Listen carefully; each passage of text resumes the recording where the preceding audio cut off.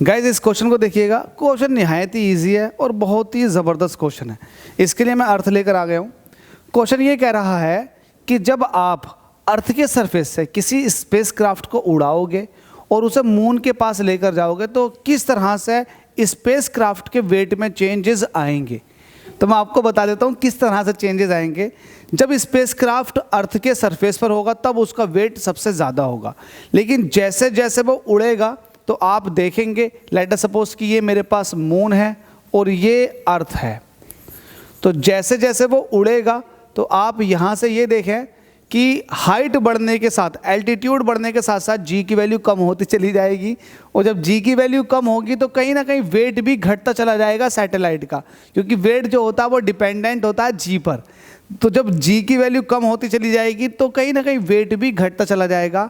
Moon और अर्थ के बीच में कहीं ना कहीं एक पॉइंट ऐसा होता है जहाँ पर मून भी उसी फोर्स से खींच रहा होता है जिस फोर्स से अर्थ भी खींच रही होती है। तो इस पॉइंट को कहते हैं नल पॉइंट। नल पॉइंट पर पहुंचने के बाद इस सैटेलाइट पर कोई भी फोर्स एक्ट नहीं कर रही होगी।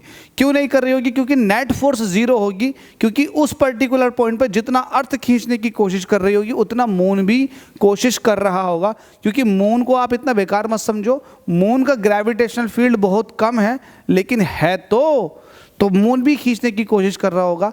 लेकिन जैसे जैसे वो अब आगे को जाएगा तो मून का ग्रेविटेशनल फोर्स इन्फ्लुएंस में आ जाएगा, और इन्फ्लुएंस में जैसे ही आएगा वैसे वैसे इसका जो सैटेलाइट गई है उसका वेट फिर से बढ़ना शुरू हो जाएगा, और जैसे ही वो मून के ऊपर लैंड करेगी तो उसका वेट हो जाएगा mg divided by 4। Let us suppose 6, क्योंकि 6 टाइम्स कम है ना।